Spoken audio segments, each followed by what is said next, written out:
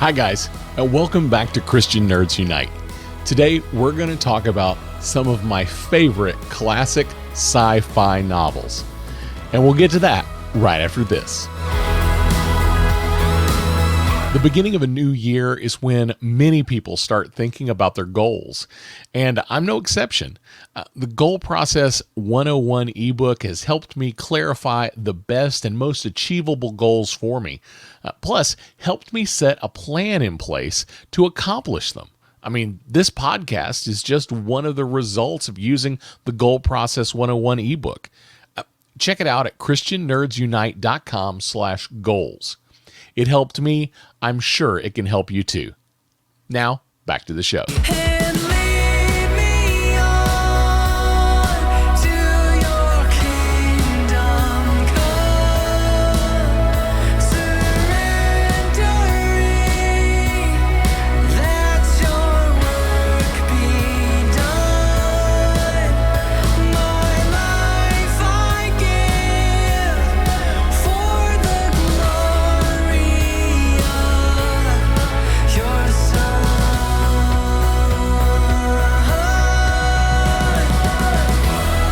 Today's episode ended up being a lot longer than I expected. So this is actually going to be a two-part episode. So welcome to part one, and we'll see you next week for part two. Welcome back. Like I said, today we're going to talk all about some classic sci-fi novels that I really love. Now, just be upfront, this isn't the end-all and be-all of classic sci-fi novels. There are definitely some other ones out there that are fantastic that I don't have on my list, but these are ones I really enjoy. Before we get to that, I do want to read scripture, like always. I'm only going to read one scripture today. Matthew 13:34 through 35. Jesus spoke all these things to the crowd in parables. He did not say anything to them without using a parable. So was fulfilled what was spoken through the prophet. I will open my mouth in parables. I will utter things hidden since the creation of the world. Now, talking about parables, a lot of these classic novels that I'm going to talk about, a large majority of them do have a lot of symbolic meaning behind them. Some of them are definitely just for fun, but several of them really are part of the time they were written. They are allegories or parables, or at least allude to situations that were going on right then in the world. And that's something I really love about these classic novels. They really make you think about some things that were going on then and still are going on today. Now, I've got a pretty long list of books, and all of them are pre-1985. And now that's on purpose. I really wanted these to be classic novels. I'm not looking at newer things, no Ready Player One on the list. We're not looking at books that are based on some TV shows that you might be familiar with. We're also not looking at fantasy books. So this list is not going to have Tolkien on it. We're not going to see any of those high fantasy medieval knight kind of exciting books. I love those too, but that's not what we're going to talk about today. We're going to focus in specifically on science fiction. Now, when we talk about science fiction, there is a word that gets thrown around sometimes in science fiction. They use the term hard science fiction. And that's a question that some people have. What does that actually mean? Usually when we're talking about hard science fiction, we're talking about science fiction where the concept of science and accuracy and logic is actually used in the book. Also, another thing that's often thrown in for hard science fiction is when technology is explained, even if it's not accurate today, but the technology is explained in such a way that you can visualize what it is, how it works. Those are the things that deal with hard science fiction. I really love hard science fiction. Some of these are definitely not hard science fiction. Some of them are just bizarre. And we're going to start out with probably the strangest one, The Hitchhiker's Guide to the Galaxy. Now, if you probably are familiar with this book, you've probably heard the term, the saying, the answer to the ultimate question is 42. Those are things that we associate with this book. The Hitchhiker's Guide, as described in the book, it's with large friendly type that says "Don't panic," but yeah, it is, honestly, it's a great little series. It is fun. There is no hard science fiction here at all. Although they do try to explain some things, but they explain them in the most bizarre ways they possibly can. Now, if you didn't know, this was actually a series that started based on a radio play. It was not a book first. And that's pretty unusual for everything else on this list. It is often said that it is a trilogy in 5 parts, although now there are 6 books. Don't ask. Well, I'll go into it actually. But there are 6 books. We've got The Hitchhiker's Guide to the Galaxy, obviously the first one, and personally, by far the best in my opinion. The next, we have The Restaurant at the End of the Universe, which is also really good. Life, the Universe, and Everything, which is the 3rd book, and you should just stop there. Just stop. Don't read the rest of them.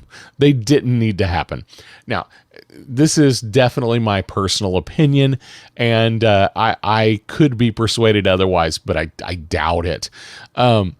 The first 3 books really feel like a complete story.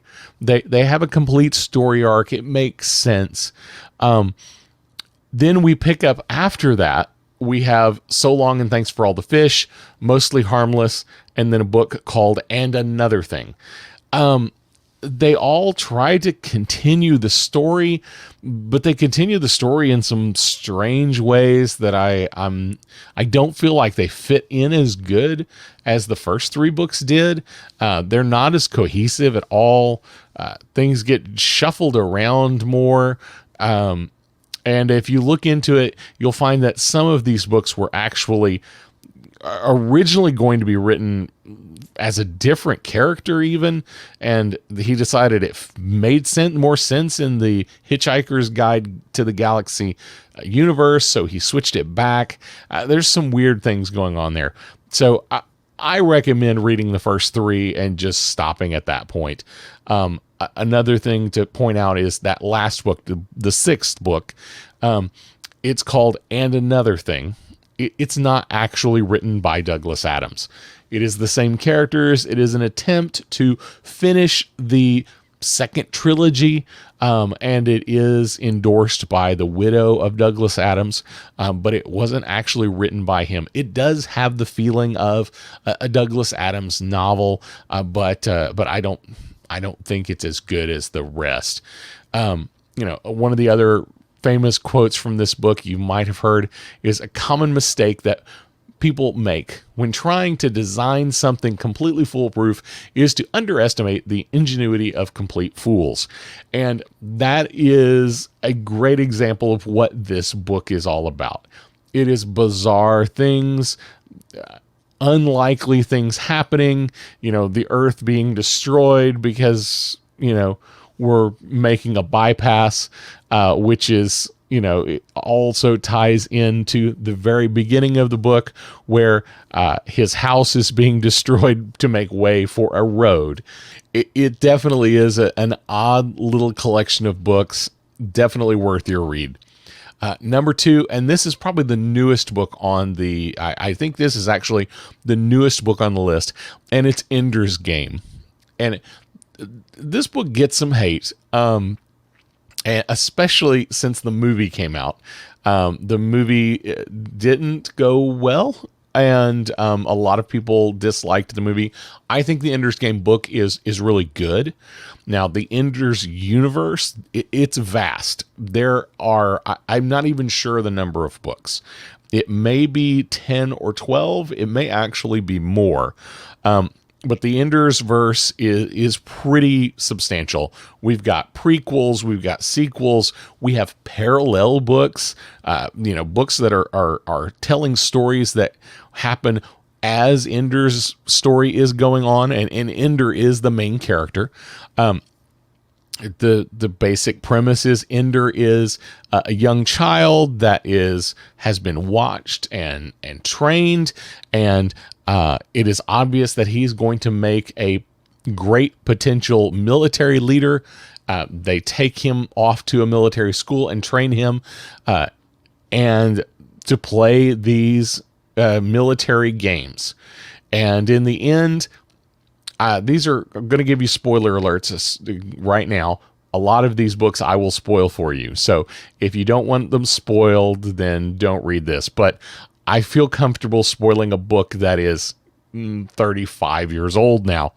In the end, he's playing what he thinks is a large simulation, and in reality, he is commanding a real life military campaign that is being played out as he is giving commands, and they defeat the enemy, completely obliterating their civilization, not just defeating them.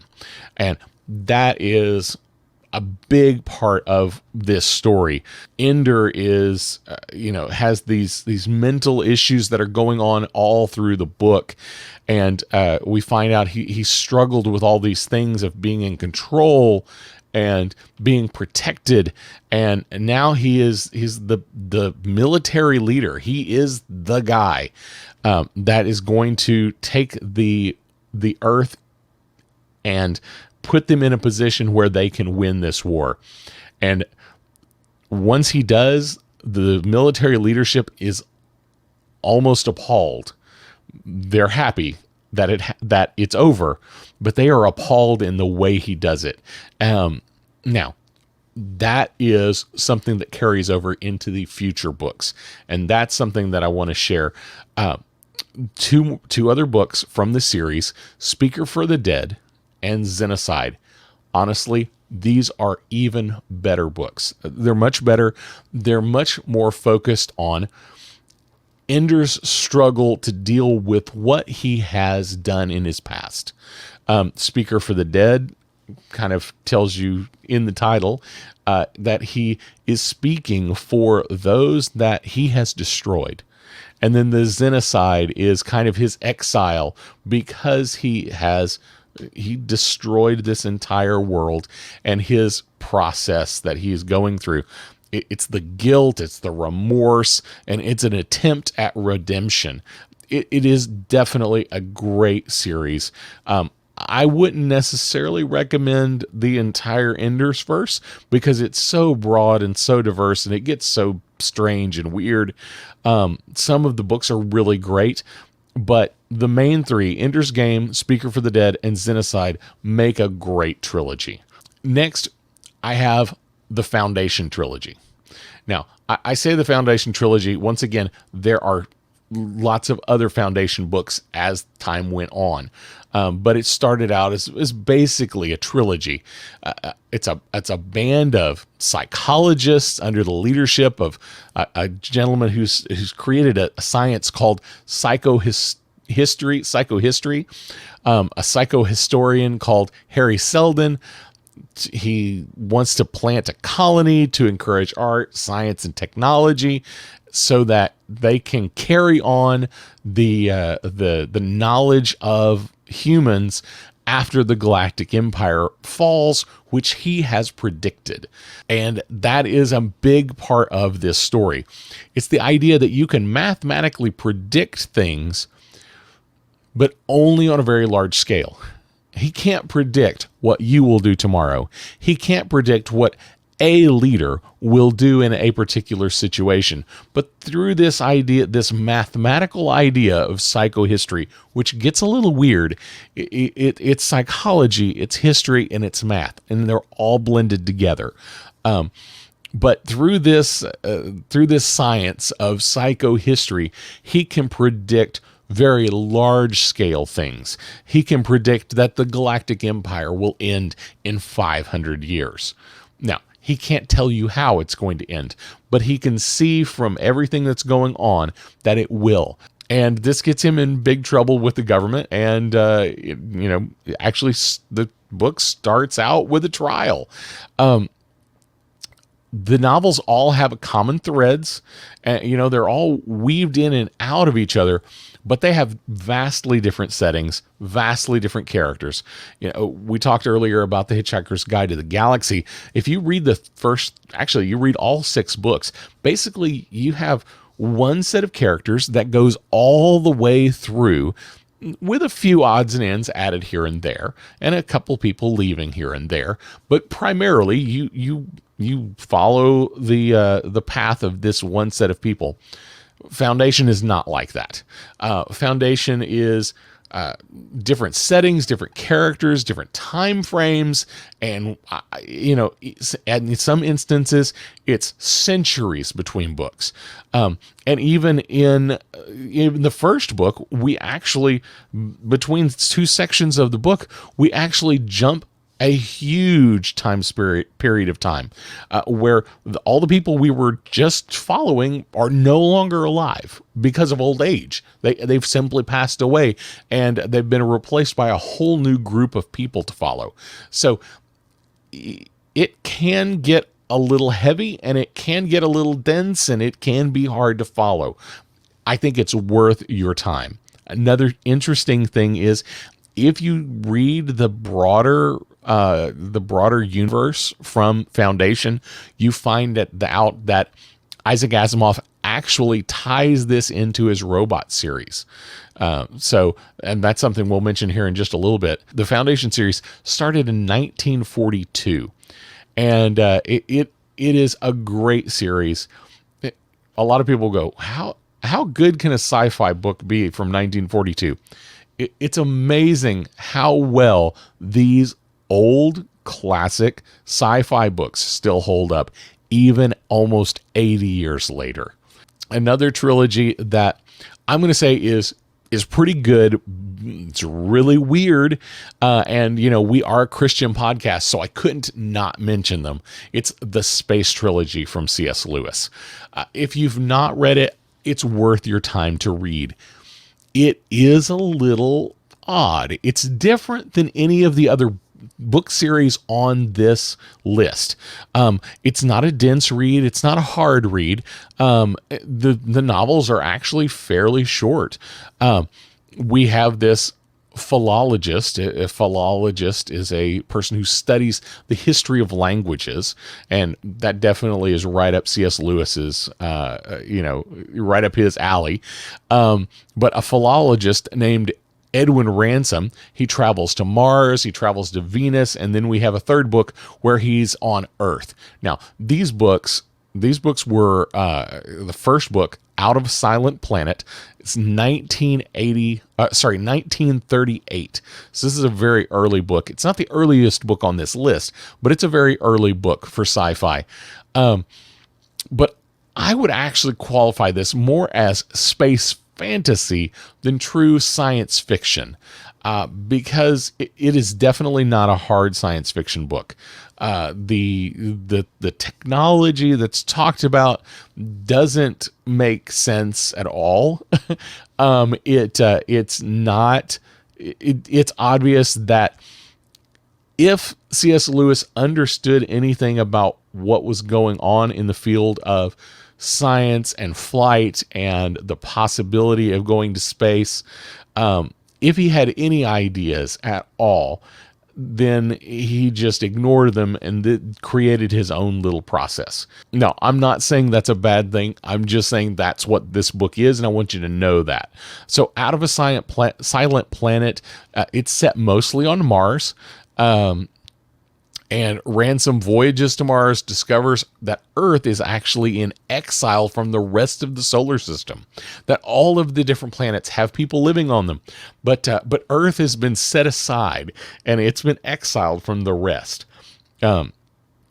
Because far back in Earth's past, it fell to an angelic being.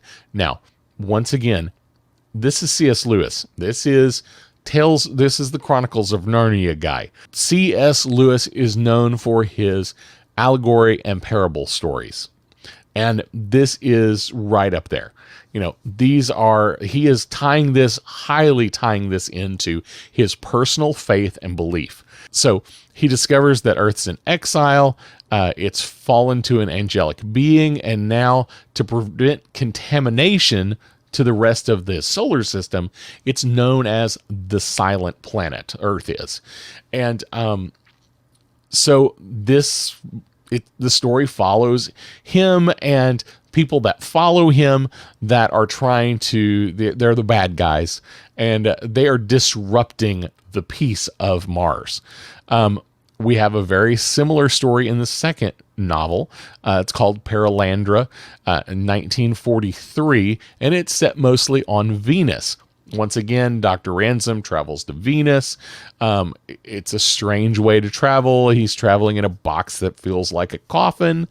And in this one's interesting because the narrator of the book at the very beginning is actually C.S. Lewis himself, saying that I met Dr. Ransom. This is another reason I say these books get a little strange, because in the first book, it was all about Dr. Ransom. In the second book, it's C.S. Lewis meeting this guy named Dr. Ransom and helping him on his way. And he goes to Venus, and this is definitely a Garden of Eden allegory. We've got an Adam and an Eve, and then we have the bad guy showing up and trying to spoil the garden, playing the part of kind of the Satan in the story. Then we have the third book, and it is, once again, completely different. We've got That Hideous Strength. That's the name of the book, 1945. And it's all set on Earth. And we've got a scientific think tank called NICE, NICE, the National Institute of Coordinated Experiments.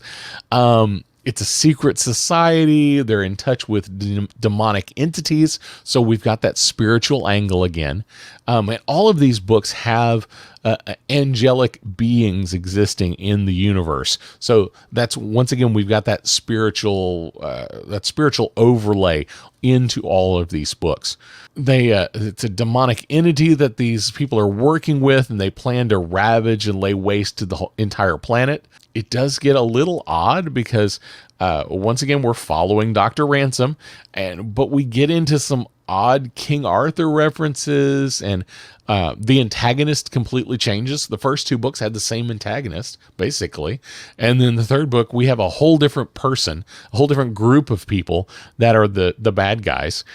We have, Dr. Ransom suddenly now, rather than just being a human that's thrown into this strange world, we have Dr. Ransom, who is large and in charge and has mental powers and can speak with animals, and he has grown tremendously just from book to book, and we don't see there's not a character growth there.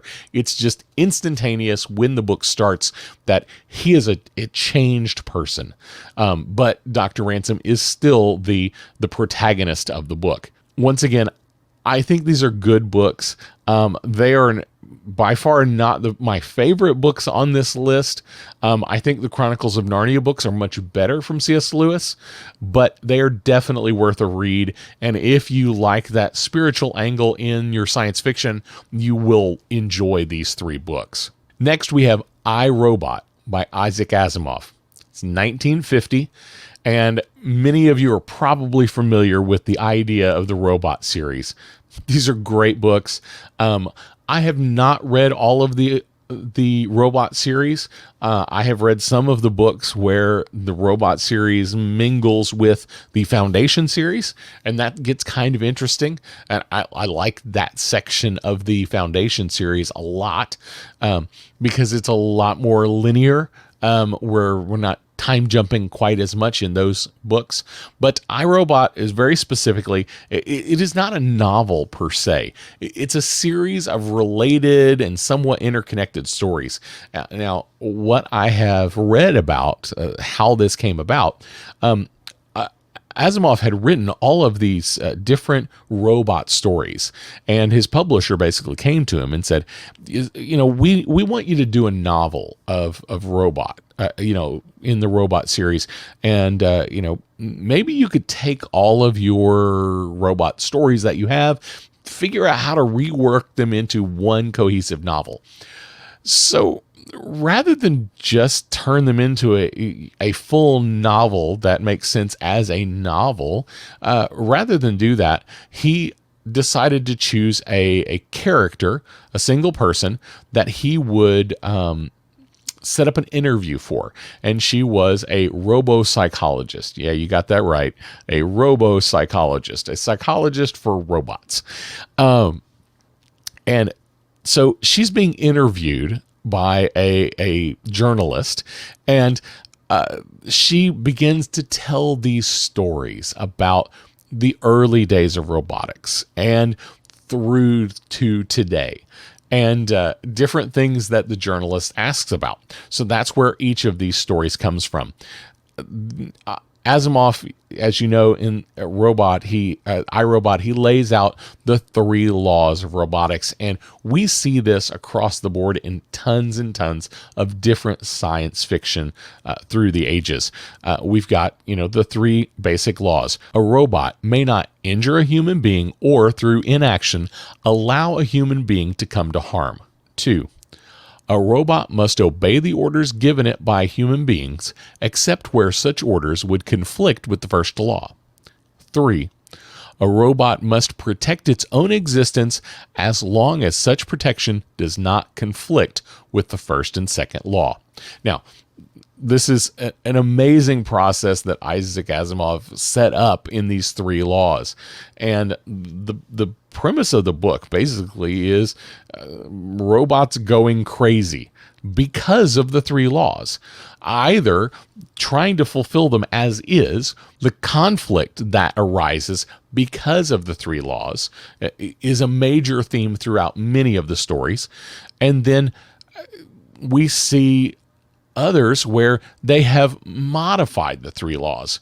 So when we're looking at stories where the laws conflict, we've got a story where we have a supercomputer in 2 major countries that are trying to create interstellar flight, and they find out that, this other country's supercomputer basically went crazy trying to solve the problem.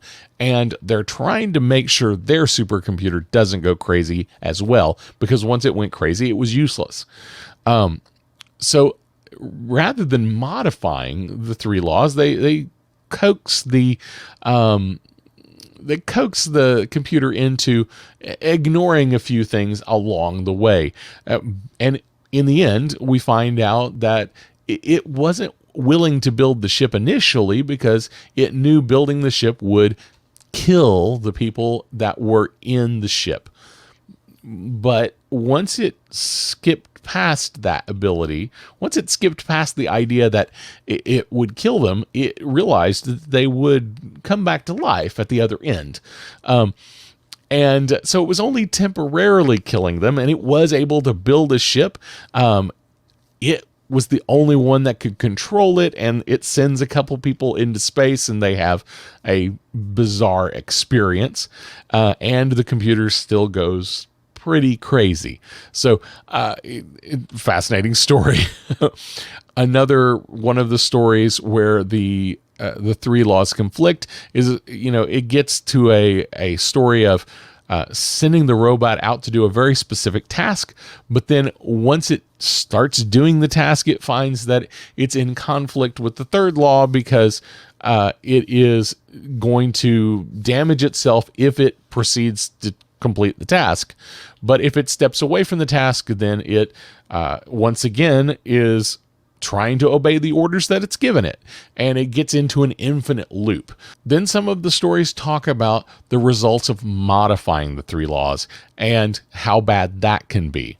That's where we get the story. If you've seen the movie I, Robot, that is the premise of that movie, is this one story in I, Robot, the book, where we have an android, a robot that is hiding because the three laws were slightly modified, and it causes great strife in finding the robot.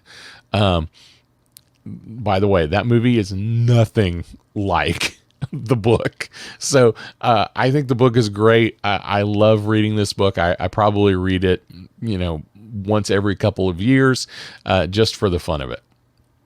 Now, I think this is the oldest book on my list. It's 1895, The Time Machine by H.G. Wells. It's a classic book. There is a great movie from, I think, the 70s that's actually pretty accurate to the book. But a British inventor creates a device that sends him into the future, and he finds there are basically everything that's happened. The world falls to nuclear war. By the way, most of these books, the world has fallen to nuclear war. Just happens. The world is destroyed, and there is a new civilization brought up. And in this world now, there are basically just two races. There's the Morlocks and the Eloi, and the Morlocks are basically grooming the Eloi to kill them and eat them eventually. It's a great adventure story. It's less hard science fiction than it is just an adventure story that has a time travel and science fiction theme. It is a great book, definitely worth the read. Some interesting ideas about time travel in the Time Machine.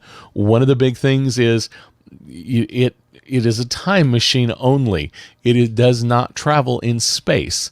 So in order for the time machine to move, you physically have to drag it from place to place because he didn't put wheels on it. They don't talk about the fact he doesn't put wheels on it, but that is kind of a bit in the book that, there's a spot where you can see the path where it has been drug. But there's a big flaw in that, is like, well, what if you show up in a time where there's a wall where you are? That could be a problem. And then there's the idea of, in the movie, there's a great scene where he's going into the future, and suddenly he realizes he's in the middle of a mountain. That a mountain has grown up where he is. So he can't obviously stop right then. He's got to go further into the future. But it's a great book, definitely worth the read. Today's episode ended up being a lot longer than I expected. So this is actually going to be a 2-part episode, and we'll see you next week for part 2.